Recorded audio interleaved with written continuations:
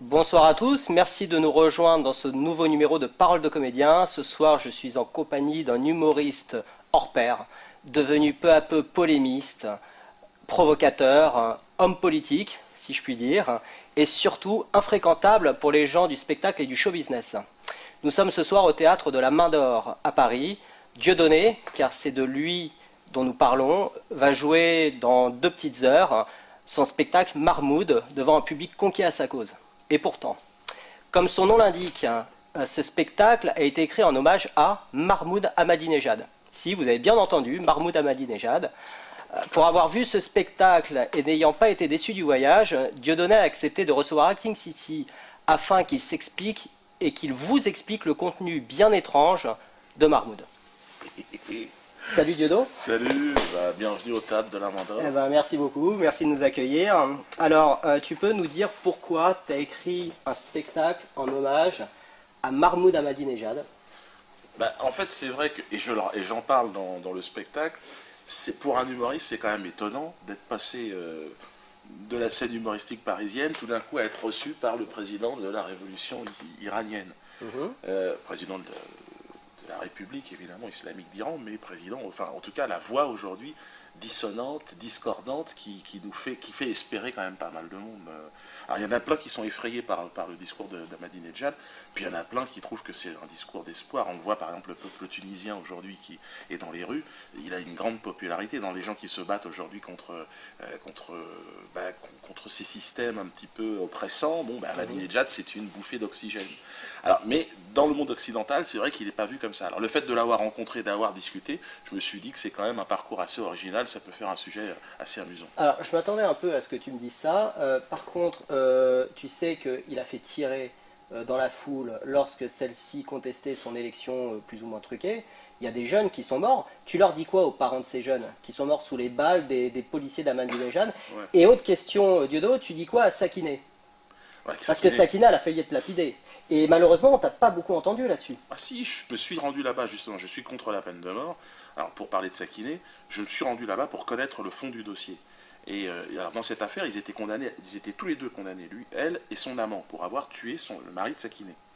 Elle aurait reconnu les faits. Moi j'ai vu, effectivement, j'ai rencontré les autorités judiciaires du pays.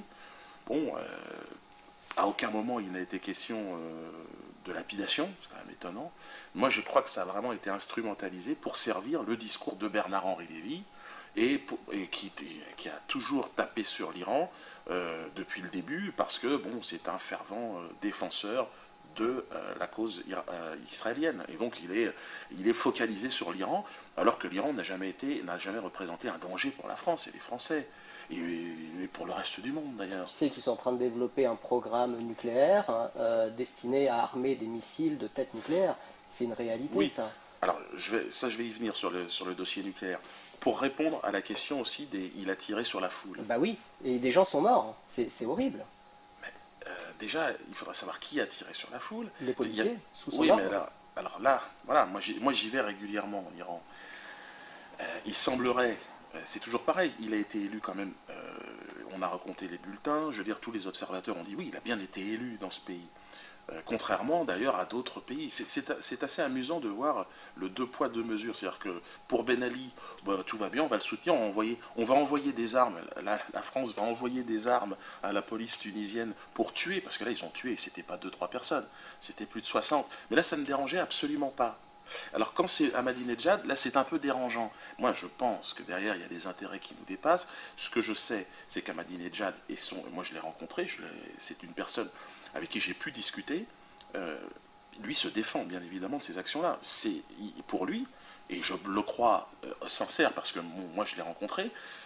Et puis je sais pas, je pense que de son discours de toute façon, c'est le seul discours à la tribune internationale, politique internationale, qui moi me touche. C'est le seul discours où je dis, il se passe quelque chose dans le monde qui ressemble à cette révolution tunisienne. Au moins, il se passe quelque chose. Les Ben Ali, les Sarkozy, tout ça, c'est un autre discours. Alors eux, par contre, ils montent toujours du doigt. Attention, les méchants, ils vont tuer des gens. Sakiné, elle n'a pas été lapidée. Or, aux États-Unis, il y a une femme qui a été pour la même affaire. Elle est passée elle est morte. Elle a été condamnée à mort. Tu crois pas que, enfin on va pas faire toute l'interview là-dessus, Non, mais c'est mais tu intéressant. crois pas que si Sakiné n'a pas été lapidé, c'est justement parce que des gens ont manifesté comme BHL?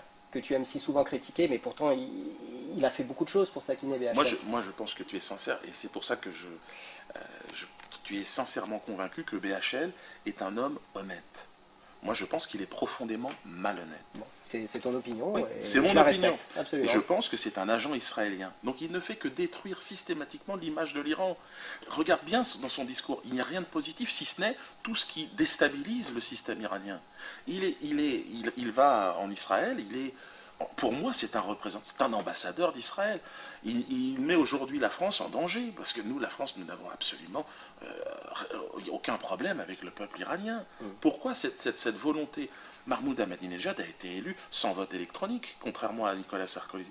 2 millions de votes électroniques qui ne sont pas dépouillés. Il faut faire confiance dans le système.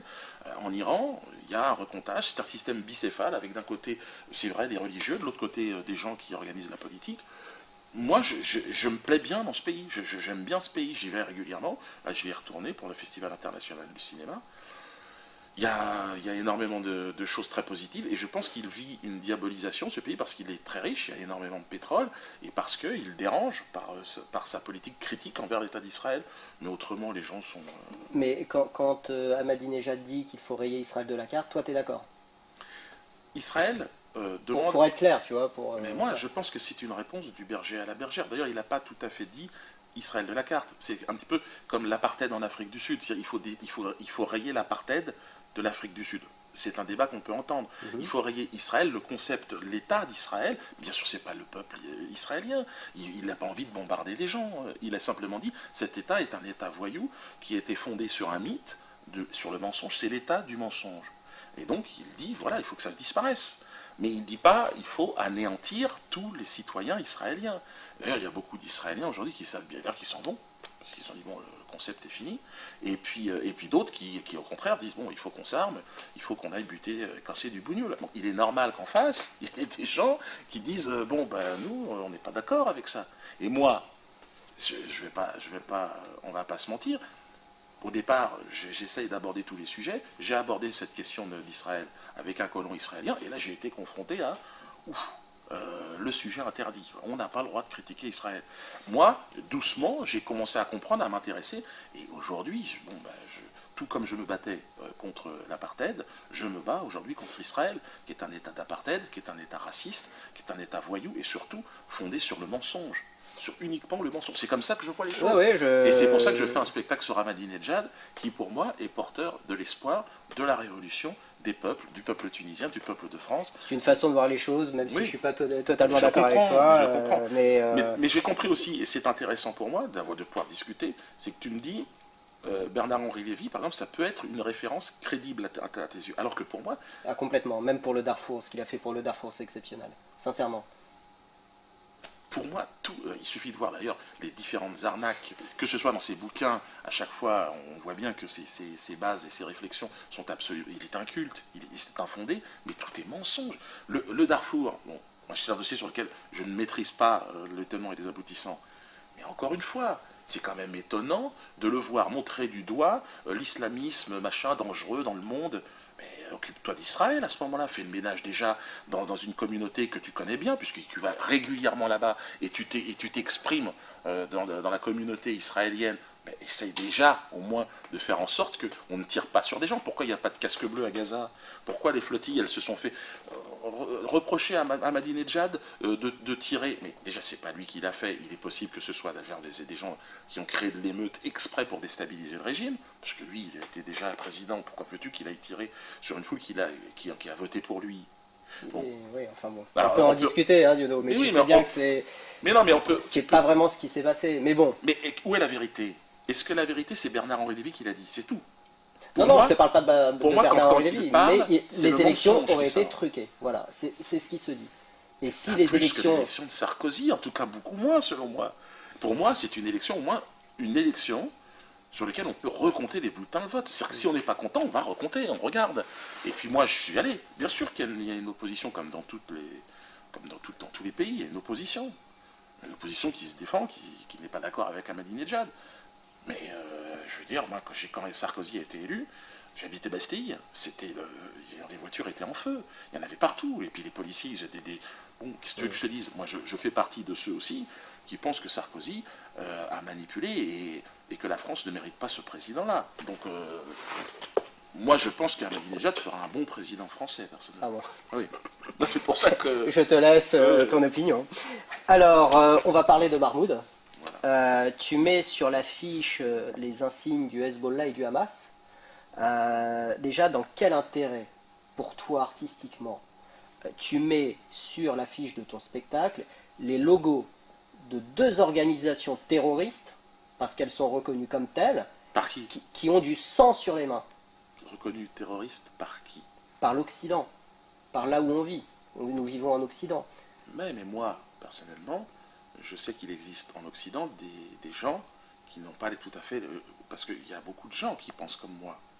Il y a des gens qui ne pensent pas comme moi. Mais il y a des gens qui pensent comme moi, beaucoup. On est très nombreux. D'ailleurs, je suis l'un des spectacles qui fonctionne le mieux. Il faut le savoir, c'est la réalité des choses. Et pourquoi? Parce qu'il y a des gens qui ne pensent pas... Effectivement, j'ai remarqué que le Oui. public était complètement conquis. Oui. J'ai vu le spectacle. Oui, conquis, mais je pense, en tout cas, oui, il est... Et ça applaudit à des moments où je pensais pas que ça pouvait applaudir. Oui, Je oui. te le dis sincèrement. Parce que les choses bougent, parce que le monde change, parce que le peuple tunisien se révolte, parce que tout le monde change. Et puis que cet Occident qui veut faire la guerre, qui veut dicter sa loi en Côte d'Ivoire, cet Occident-là, il est en train de reculer doucement, parce que nous, on rigole. Moi, je suis un occidental, je suis un Français, on est Français. Moi, quand on me dit que l'Occident reconnaît que le Hezbollah est un... Je dis non.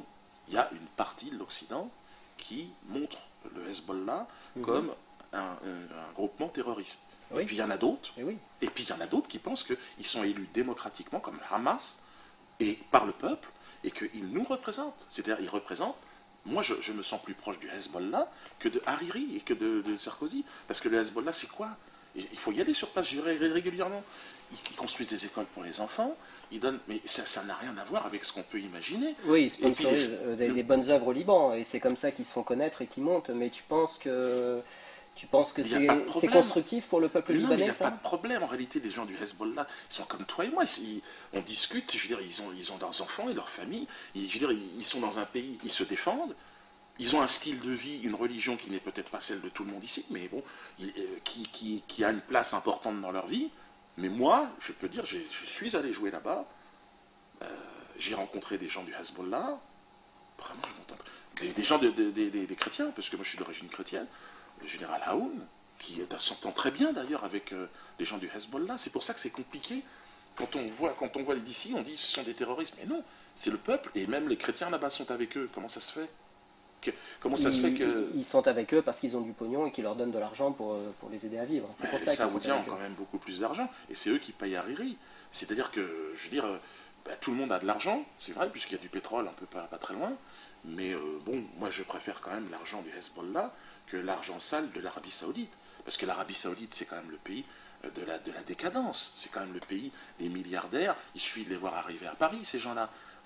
Qu'est-ce que c'est que cette famille royale qui est là avec... mais c'est carrément la monarchie, ils coupent les mains, là, personne ne dit rien. Alors que l'Arabie Saoudite est vraiment, je pense, peut-être après Israël, mais le pays où les droits de l'homme sont bafoués, mais de manière éhontée. Et là, ça ne dérange personne.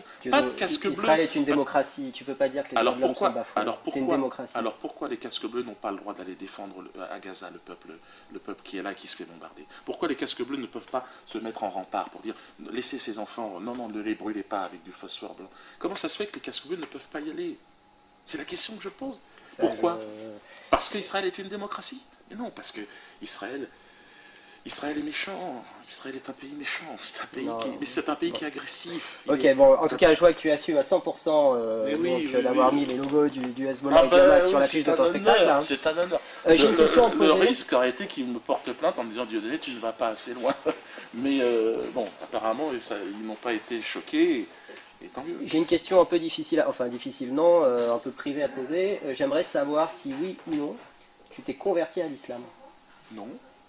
Je me suis jamais converti à... Bon, j'ai une Tout laisse à penser que tu t'es converti à l'islam. Tu te laisses pousser la barbe. Il y a quelques rabbins qui ont la barbe aussi. Oui, c'est vrai, mais bon, tu vois ce que je veux dire. Non, la barbe, c'est... bon, bah, j'ai toujours eu le bouc. Là, je suis passé à la barbe. Bon, il y a un look. Bon, avec ce spectacle de Mahmoud, je trouvais que c'était un look qui était adéquat. J'ai un profond respect, c'est vrai, pour les croyants du monde entier. La plupart des grands résistants que j'ai pu rencontrer sur cette planète sont musulmans, chiites, sunnites. La plupart de mes camarades sont musulmans, mais j'ai aussi beaucoup de chrétiens qui m'accompagnent dans mon parcours. Je pense à Chavez, par exemple, et ce que lui porte aussi, c'est l'Amérique latine, les Caraïbes, l'Afrique noire. L'islam ne peut pas être, pour moi, l'islam tel que je le vois, pour moi, le Christ, d'ailleurs, est un prophète de l'islam. L'islam tel que je l'envisage aujourd'hui ne s'enferme pas dans t'es musulman ou t'es pas musulman. L'islam, il est pour tout le monde. C'est la relation qu'on peut avoir avec Dieu. En fait, tu rêverais que toute l'humanité se convertisse à l'islam, à la limite, ça ne te dérangerait pas. Mais qu'on appelle ça comme on veut, j'aimerais que l'humanité se respecte. J'aimerais que l'amour du Christ, l'amour... moi, j'ai grandi avec le Christ. Et le Christ reste pour moi ma référence prophétique. C'est lui qui... c'est l'homme qui, par son exemple, explique aux autres, regardez, ceux qui ont tué le Christ, c'est pas les musulmans. Ne dis pas que c'est les Juifs, s'il te plaît. Non, mais c'est les Romains. Oui, c'est les Romains. D'accord. Oui, là-dessus on est d'accord. C'est le Sanhédrin, c'est les Juifs et Romains, main dans la main, qui vont accomplir cette mission. Parce que le Christ il est né juif quand même. Donc, et il y a beaucoup de Juifs qui se sont convertis aussi au christianisme. Tu sais que ça fait 2000 ans que les Juifs se font persécuter sous prétexte d'avoir tué Jésus-Christ. Toi, tu confirmes ça? Non. C'est pas possible. Je ne dis pas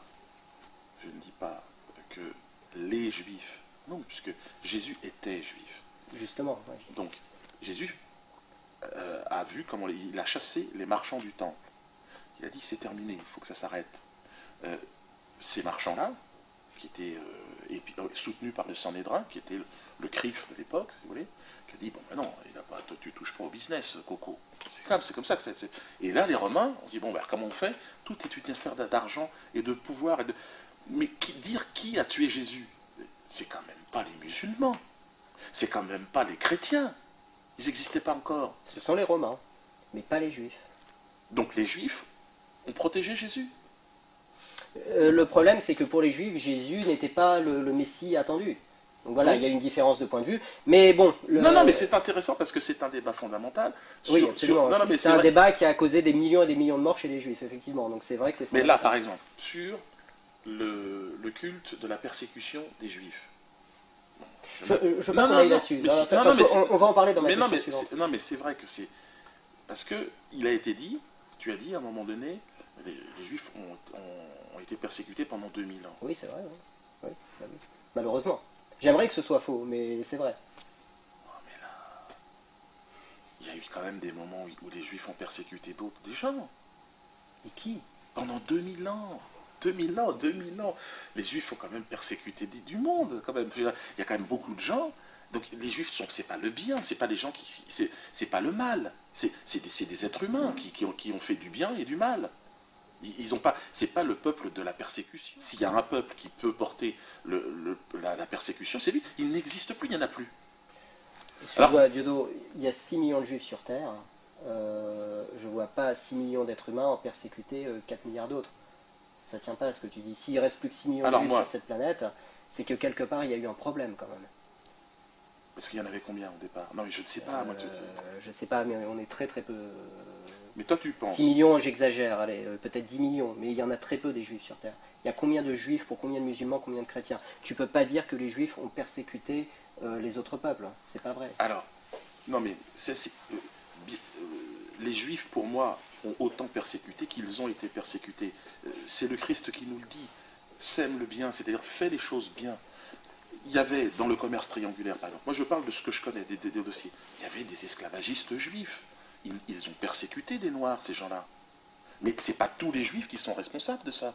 Mais il y a eu des violeurs dans l'histoire juive. Il y a eu comme partout. Oui, il y a eu des groupes à New York, il y a eu des mafieux, il y a eu des mafias juives qui a volé, mais comme partout, il y a eu des groupes de juifs qui ont semé la terreur sur cette planète.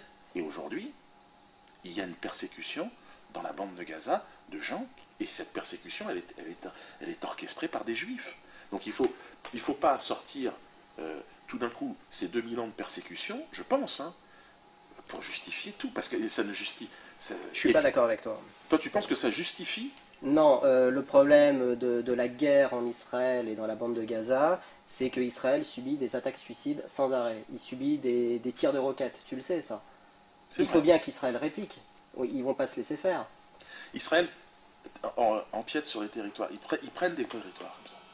Il y a des territoires qui ne sont pas israéliens au départ et puis qu'ils deviennent. C'est des territoires occupés.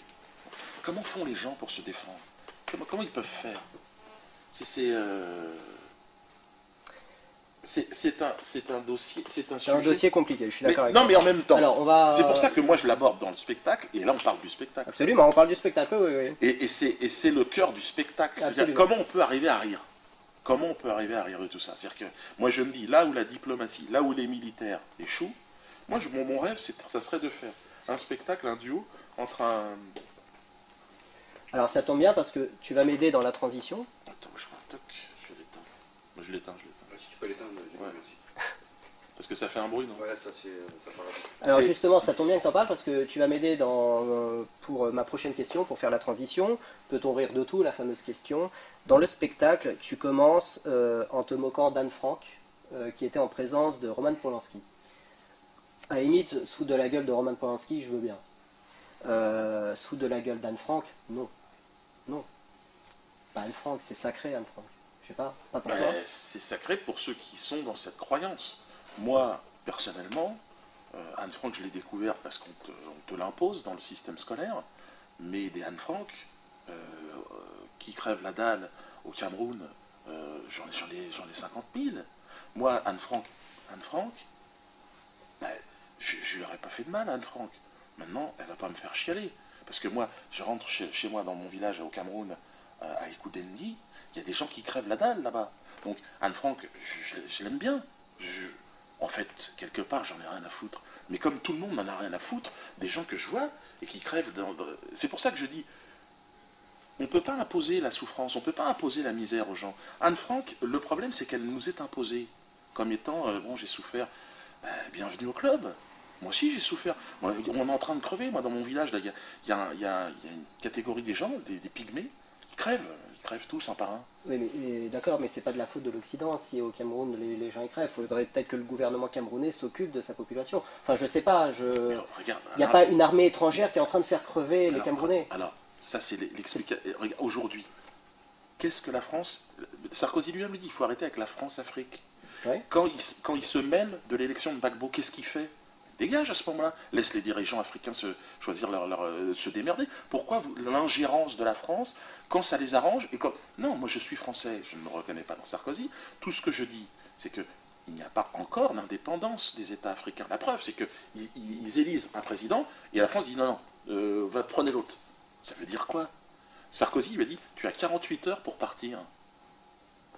Et tu voudrais que ce mec-là, il a les mains libres pour faire quelque chose? 48 heures. Bon, Ben Ali, je crois qu'il a eu 2 heures pour partir. Donc toi, tu défends Gbagbo, à la limite, hein. Moi, je ne connais pas la situation. Tout ce que je dis, c'est que c'est pas à Sarkozy. Moi, je serais Gbagbo, j'aurais dit à Sarkozy, je te donne 24 heures pour quitter l'Élysée. Tu es un imposteur. Tu n'as jamais été élu. Tu voles ton peuple. Dégage. Et je ne te veux pas en Côte d'Ivoire. Tu ne viendras pas te planquer ici. Pourquoi pas? C'est lourd de sens ces accusations quand même, dire que Sarkozy a volé son élection. Mais 2 millions de votes électroniques, qu'est-ce que c'est? Est-ce que les gens se rendent compte de quoi on est en train de parler? Il est ministre de l'Intérieur, il met au point. C'est-à-dire que juste après va passer ce vote électronique comme ça, dans la base. C'est un vote, il faut bien savoir, il y a une petite machine, on tape oui ou non, ou on donne un nom. Et après, il n'y a pas de dépouillement. Là, ça va, au ministère de l'Intérieur, dit c'est Sarko. C'est quand même nouveau comme façon de voter. Ce qui te fait chier chez Sarkozy, c'est que finalement, il aime bien Israël, il aime bien les Juifs. Ça s'embête, ça. Non, parce que je sais qu'il y a des Juifs qui m'aiment bien. Je sais qu'il y a des Juifs qui m'aiment bien et qui n'aiment pas Sarko. Euh, je pense qu'il y a des juifs aussi qui en ont marre d'être instrumentalisés par le CRIF, par Israël. Il y a plein de juifs qui pensent qu'Israël, c'est bientôt fini. Et d'ailleurs, il y en a plein qui s'en vont d'Israël et qui reviennent, fait bon, arrêtez, vous nous avez roulé dans la farine, vous faites n'importe quoi là-bas et on en a marre. Et nous, votre drapeau israélien, prenez-le, on n'en veut plus. Et moi, je suis avec ces gens-là. C'est pas l'histoire de juifs. C'est pour ça, Anne Frank, on parlait d'Anne Frank. Mais là, c'est la culture, la compétition victimaire. J'en ai marre, moi, qu'on organise une compétition victimaire. J'ai pas de leçon à recevoir d'Anne Frank, moi. Sur la souffrance, j'ai souffert. Et moi, j'ai pas souffert. Et les millions de morts. Mais tais-toi, bienvenue au club. On se tait, on se bat dans la République, tous ensemble. Liberté, égalité et fraternité. Et voilà. Mais ne me mettez pas une souffrance devant les autres. Je crois que c'est ça le plus important. Et ce que fait ce lobby israélien et puis en France, c'est de tout le temps organiser, pousser en fait la victimisation, rentabiliser en plus, ce qui est assez obscène, la victimisation. Parce qu'il faut savoir qu'un mec comme Elie Wiesel, quand il fait ses conférences de J'ai souffert, c'est quand même 15 000 € au cul du camion. C'est quand même des choses, je trouve ça obscène. Mais qu'est-ce que c'est que cette histoire? C'est-à-dire, je vais aller faire une conférence, moi, sur l'esclavagisme ou sur la situation des pygmées. Je vais dire, bon, mets-moi un petit billet derrière. On a le droit de critiquer. On a le droit de dire... mais c'est vrai qu'on est dans une culture où c'est difficile. D'accord, bon, écoute, moi je suis pas d'accord avec toi, tu t'en doutes, mais bon. Au début du spectacle, tu nous sors une phrase stupéfiante. Oui. L'histoire est écrite pour légitimer le pouvoir des vainqueurs et cette histoire-là n'est pas la mienne. Et juste après, tu craches sur ce pauvre Fernand Nathan. Tu la sors d'où cette phrase, franchement? Fernand Nathan, c'était... C'est-à-dire quoi? Que tout ce qu'on nous apprend à l'école, ce sont des conneries? Ben, l'histoire qu'on nous raconte n'a pas de sens. L'histoire qu'on nous raconte n'a absolument aucun sens. L'histoire, elle est écrite par les vainqueurs. Le perdant n'a pas... Moi, le perdant, pour moi, la guerre n'est pas terminée. La guerre, elle s'est faite dans les manuels scolaires. La guerre, elle a légitimé. Pourquoi il y a eu cette culture tout d'un coup, de la persécution, comme si le monde entier devait se sentir coupable. Mais je ne me sens pas coupable de la dernière. Il y a quand même eu un génocide, 6 millions de personnes, c'est grave. Des chambres à gaz, des femmes, des enfants. Mais je veux dire, c'est pas plus grave que le reste de ce qui s'est passé avant. Pourquoi tout d'un coup c'est grave? C'est la Parce que c'est le génocide d'un peuple par un autre peuple. Je suis étonné que dans le spectacle, mais les Indiens d'Amérique, c'est pareil. Pourquoi eux, ils ont pas le droit? Mais je t'ai pas dit le contraire. Mais je t'ai pas dit le contraire. Non, mais ils ont pas le droit. Mais je vais pas. Mais c'est pas parce que tu vas être indien que tu vas dire ouais, j'ai souffert. Je dis ouais, bienvenue au club. Et les Africains, pareil, bienvenue. Ils n'ont pas à persécuter les gens. C'est pour ça que je pense qu'il faut pas. D'accord. On va bientôt terminer. À la fin du spectacle, tu nous parles un peu de ta vie privée avec ta belle-mère, hein, qui est morte du cancer, je crois. Tu as de la rancune envers les médecins qui n'ont pas pu la guérir? C'est surtout les promesses qui sont faites et l'espoir qui est donné, alors que la plupart des gens qui sont traités aujourd'hui dans les hôpitaux sont des cobayes en réalité. Le cancer, on ne peut pas le soigner. D'accord. Ok, et ben on va stopper l'interview. J'avais une dernière question à te poser, mais on peut la finir? Ok. Alors en fait c'est un peu de la science-fiction. Il y a Albert Einstein, il vient de voir. Et il te dit j'ai inventé une machine à remonter dans le temps. Ok. Je t'invite à venir avec moi dans ma machine. Et on remonte jusqu'au 1er décembre 2003. Quelques heures avant l'enregistrement de l'émission de Marc-Olivier Fogiel, où tu fais ce sketch très provoque, vraiment très limite, à mes yeux, sur le rabbin colonisateur, bon bref. Tu montes dans cette machine et tu reprends tout à zéro, ou tu continues dans cette voie? Parce que finalement, ta place, Dieu, excuse-moi, mais là je te parle avec mon cœur. On s'en fout des caméras, je te parle avec mes tripes là. T'es un super comédien, t'es un super acteur. Ta place, elle est avec Jamel, elle est avec Gad Elmaleh, elle est avec Danny Boone, sur les plus belles scènes de théâtre parisienne, dans les meilleurs films et au César, parce que le César du meilleur acteur, mais tu le mérites 1000 fois. T'as pas envie de tout recommencer? En tout cas, ce qui est certain... T'as pas l'impression d'avoir gâché quelque chose? Disons que je pense être en harmonie avec moi-même, je pense avoir abordé tous les sujets difficiles. Bon, celui-là en est un. Mais il faudra à un moment donné que tout puisse être dit dans la démocratie. Il faut que c'est très important et c'est le rôle de l'humoriste. Pas forcément de plaire à tout le monde. La polémique, bon, c'est sûr que les Gad Elmaleh ou Jamel, que je respecte profondément, eux, ils sont pas dans la polémique. Eux, ils sont dans l'industrie, dans le business. Je pense que c'est... moi, je me vois plus dans la veine des Coluche, des proches, Prévost, par sa folie aussi. C'est-à-dire, je crois que c'est important. Alors après, ne pas être un peu marginalisé et ne pas profiter, alors dans le cinéma par exemple, de ne pas jouer avec les copains, oui, c'est vrai que c'est dommage. Oui, c'est dommage. Ouais. C'est dommage, j'aimerais bien m'amuser oui. parfois, mais je vais le faire autrement. Je vais aller tourner dans d'autres pays. Et puis, moi, je pense que, en fait, tout ce que je fais, je pense que c'est utile. Et la plupart pour revenir sur ce que tu disais, sur les gens de la communauté juive qui viennent me voir, ils disent que c'est un travail important parce que finalement, je pense que moi, je me bats contre toutes les formes de racisme et notamment contre l'antisémitisme. Je pense, par mon action. T'es pas antisémite. Non. Tu n'es pas antisémite. Non. Je ne suis pas du tout antisémite. C'est ce que je dis sur scène. Je le précise d'ailleurs. Je ne suis pas antisémite. J'ai pas le temps, j'explique. Et que, déjà, être antisémite, c'est d'accorder énormément d'importance à l'histoire juive. Moi, ça n'a absolument aucune importance pour moi. Je ne suis pas juif. C'est-à-dire, si on ne comprend pas, pour moi, c'est c'est une croyance. Voilà, il y a eu avant, il y aura après. Je pense qu'on a tous, on est tous dans un monde, en fait, et le tout, c'est d'arriver à abattre les frontières qui nous divisent, c'est tout. Ah, mais là-dessus, on est d'accord. Et je pense que l'appartenance communautaire ou l'appartenance religieuse est une frontière. Et donc, voilà. Et j'espère même qu'un jour, tu te réconcilieras avec Israël. J'en suis sûr. Moi, je sais que ça va se faire. Moi, je sais que ça va se faire, mais il faut qu'Israël entende aussi. Et moi, je ne suis pas la vérité, mais je suis une voix qui existe dans le monde. Et il y en a plein des voix. Et il faut qu'Israël entende. Israël, de toute façon, est en train de changer de stratégie. Et Israël, à un moment donné, va s'en sortir. Parce que, simplement, Israël va s'ouvrir. Et Israël va changer. C'est sûr que ça va changer. Il y aura une autre représentativité à la Knesset, ce sera très très différent. Ça peut-être pas la Knesset, ça sera peut-être autre chose, mais de toute façon les gens seront là, ils vivront là, en harmonie entre eux. Ok, merci Dieudonné. Non, merci à toi d'être là en tout cas. Merci bien.